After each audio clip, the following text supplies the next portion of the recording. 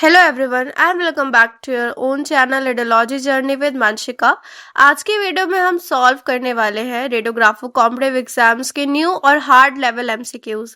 इस सीरीज में question MCRE level के कॉन्सेप्चुअल, क्लिनिकल और सिचुएशन बेस्ड पर है, जहां सिर्फ आंसर याद करना नहीं बल्कि कंसेप्ट को अप्लाई करना होगा।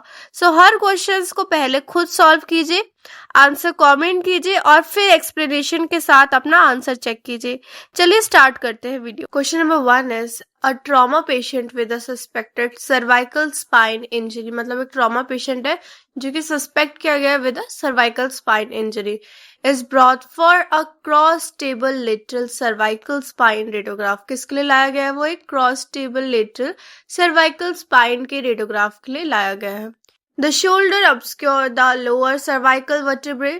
What is the most appropriate next step? मतलब पेशेंट का शोल्डर एक्सरे में लोअर सर्वाइकल वर्टिब्रे को कवर कर रहा है, मतलब छिपा रहा है, इसलिए वो क्लियरली दिखाई नहीं दे रहा। तो इस कंडीशन में हमारा नेक्स्ट एप्रोप्रिएट स्टेप क्या होना चाहिए? Option number A is ask the patient to flex the neck. Option number B ask the patient to rotate the head, या फिर option number C use an appropriate swimmer's lateral projection if clinically indicated। Option number D remove the cervical immobilization device। तो इसका correct answer क्या होगा? Which is option number C use an appropriate swimmer's lateral projection if clinically indicated. Question हमें क्या कह रहा था कि पेशेंट को सर्वाइकल स्पाइन इंजरी का सस्पिशन है, क्रॉस टेबल लेटरल एक्सरे लिया, लेकिन शोल्डर की वजह से lower cervical region clearly visible नहीं हो रहा। अब प्रॉब्लम ये है कि सी स्पाइन का लोअर पोर्शन प्रॉपरली डेमोस्ट्रेट नहीं हुआ।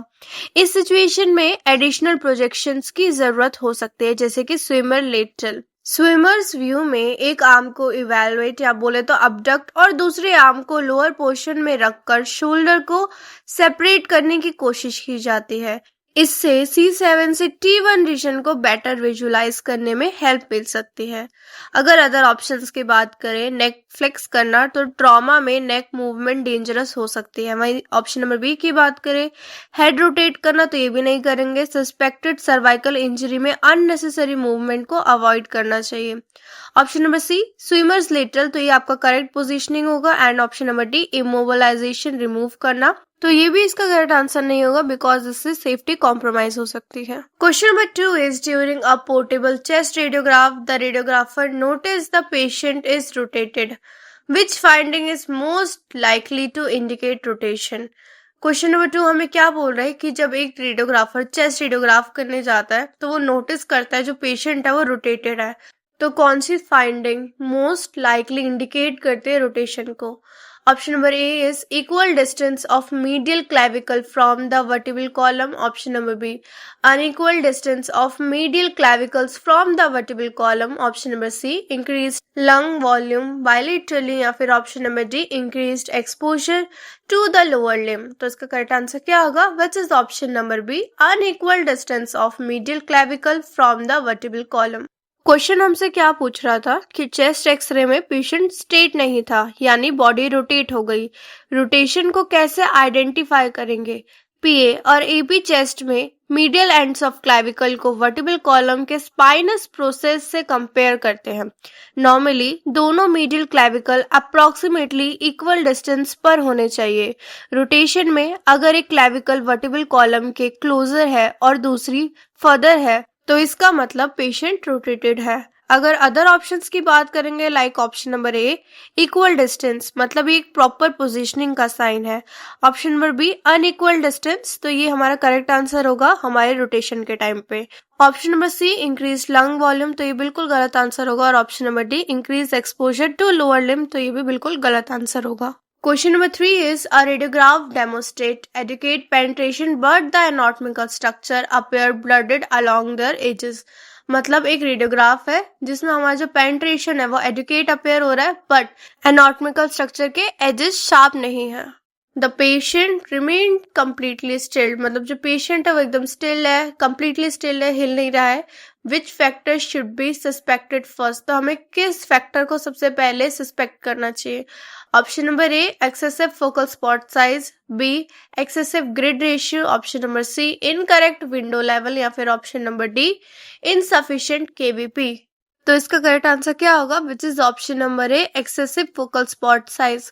क्वेश्चन क्या कह रहा है कि इमेज की पेनिट्रेशन और एक्सपोजर एडुकेट है, मतलब पेनिट्रेशन ठीक है लेकिन एनाटॉमिकल स्ट्रक्चर के एजेस शार्प नहीं है. ओके, पेशेंट भी मूव नहीं हुआ तो मोशन ब्लर को एलिमिनेट कर दिया.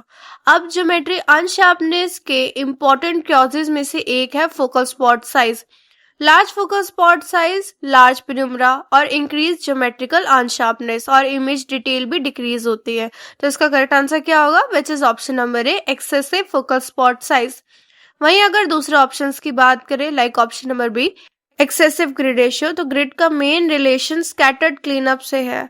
Option number C window level, तो डिजिटल डिस्प्ले ब्राइटनेस और कॉन्ट्रास्ट से रिलेटेड होता है, रिकॉर्डेड ज्योमेट्री शार्पनेस से नहीं. ऑप्शन नंबर डी की बात करेंगे इनसफिशिएंट केवीपी, तो पेनिट्रेशन इफेक्ट करेगा बट गिवन सिचुएशन में प्राइमरली एजेस ब्लर की बात हो रही है.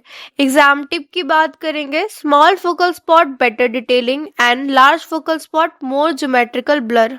क्वेश्चन नंबर 4 की बात करेंगे. A patient requires N abdominal radiograph but can not be stand, मतलब एक पेशेंट को क्या करना था, एब्डोमेन का रेडियोग्राफ करना था बट वो अभी खड़े होने की कंडीशन में नहीं है. The radiographer needs to demonstrate possible air fluid level, मतलब रेडियोग्राफर्स को डेमोन्स्ट्रेट करना था एयर फ्लूइड लेवल को.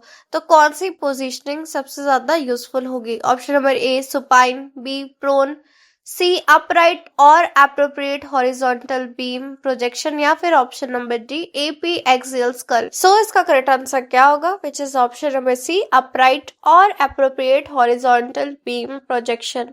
क्वेश्चन हमें क्या बोल रहा है कि पेशेंट स्टैंड नहीं कर सकता लेकिन डॉक्टर को एयर फ्लूइड लेवल देखना है. एयर फ्लूइड लेवल डेमोन्स्ट्रेट करने के लिए हॉरिजॉन्टल बीम इंपॉर्टेंट होती है. अगर पेशेंट सेफली अपराइट नहीं हो सकता, appropriate horizontal beam decubitus positioning use की जा सकती है. ग्रेविटी की वजह से फ्लूइड नीचे सेटल होता है और गैस ऊपर होती है, इसीलिए हॉरिजॉन्टल बीम से गैस फ्लूइड इंटरफेरेंस विजिबल हो सकता है. अगर अदर ऑप्शंस की बात करेंगे like supine positioning air fluid level demonstrate करने के लिए लेस यूजफुल है, ऑप्शन नंबर बी प्रोन, तो ये पोजीशनिंग हम यूज नहीं करेंगे. Option number C upright horizontal beam projection, तो ये इस सिचुएशन के लिए करेक्ट पोजीशनिंग है. ऑप्शन नंबर डी की बात करेंगे एपी एक्सियल स्कल, तो वो भी हम इस कंडीशन में नहीं करेंगे. अगर एग्जाम पॉइंट की बात करेंगे एयर फ्लूइड लेवल, तो इसके लिए हम यूज करते हैं horizontal beam projection. Question number 5 is during fluoroscopy, the radiographer reduced the field size while keeping other factor approximately controlled. What is the primary benefit? मतलब फ्लोरोस्कोपी के टाइम पे radiographer ने फील्ड साइज को reduce कर दिया और other factors को control रखा, तो इसका प्राइमरी बेनिफिट क्या होगा. Option number A increase scattered production, option number B reduce irritated volume and scattered, या फिर option number C increase patient thickness, या फिर option number D eliminate of geometrical distortion. तो इसका करेक्ट आंसर क्या होगा, which is option number B reduce irritated volume and scattered. Question हमें क्या बोल रहा था कि फ्लोरोस्कोपी में फील्ड साइज और कॉल्मिनेशन को रिड्यूस किया है, तो इसका क्या बेनिफिट होगा. स्मॉलर फील्ड साइज से हमारा लेस टिश्यू इरिटेट होगा और लेस स्कैटर्ड रेडिएशन प्रोड्यूस होगी, जो कि डिटेक्टर तक लेस स्कैटर्ड रेडिएशन पहुंचेगी तो हमारी बेटर इमेज कॉन्ट्रास्ट देखने को मिलेगा. वहीं अगर अदर ऑप्शंस की बात करेंगे इंक्रीज स्कैटर्ड, तो ऐसा नहीं होगा. फोकस स्पॉट साइज अगर हम रिड्यूस करेंगे तो हमारा स्कैटर्ड भी कम होगा और बेटर इमेज कॉन्ट्रास्ट भी होगा. वहीं अगर ऑप्शन नंबर बी की बात करेंगे reduce irritated volume and scattered, तो ये करेक्ट आंसर होगा इस सिचुएशन में. ऑप्शन नंबर सी की बात करेंगे इंक्रीजेड पेशेंट थिकनेस, तो ये बिल्कुल गलत हो जाएगा. और option number D eliminate of geometrical distortion, ये भी इसका करेक्ट आंसर नहीं होगा. अगर इंपॉर्टेंट पॉइंट की बात करेंगे कॉल्मिनेशन हमारा radiation protection plus scatter reduction और कॉन्ट्रास्ट इंप्रूवमेंट में काम करता है. Question number 6 is a digital radiograph repeatedly shows a uniform circular artefact at the same location even when different patients are examined. What should be suspected? मतलब digital radiography में हमें repetitively एक circular artefact देखने को मिल रहा है same location में, बल्कि हमने अलग अलग पेशेंट में एग्जामिन करा फिर भी वही सेम आर्टिफैक्ट हमें देखने को मिल रहा है। तो what should be suspected? Option number A patient motion, option number B detector related artifact, option number C incorrect breathing instruction, या फिर option number D incorrect SID. So इसका करेक्ट आंसर क्या होगा, which is option number B detector related artifact. Question हमें क्या कह रहा था कि डिफरेंट पेशेंट के इमेजेस में भी सेम लोकेशन पर सेम सर्कुलर आर्टिफैक्ट आ रहा है। पेशेंट चेंज हो गया, एनाटॉमी चेंज हो गई, लेकिन आर्टिफैक्ट सेम लोकेशन पर है। तो प्रॉब्लम पेशेंट में नहीं बल्कि इमेज सिस्टम और डिटेक्टर रिलेटेड है। डिटेक्टर आर्टिफैक्ट बेसिकली एलिमेंट या फिर calibration issue related fixed location artefact create कर सकता है। अगर अदर ऑप्शंस की बात करेंगे, option number A patient motion, तो हर पेशेंट में सेम फिक्स्ड सर्कुलर आर्टिफैक्ट आना मुश्किल है। Option number B detector related artefact, तो ये इसका करेक्ट आंसर होगा सिचुएशन का। Option number C breathing instruction, तो ये भी गलत होगा। और ऑप्शन नंबर डी एसआईडी, तो ये भी नहीं होगा।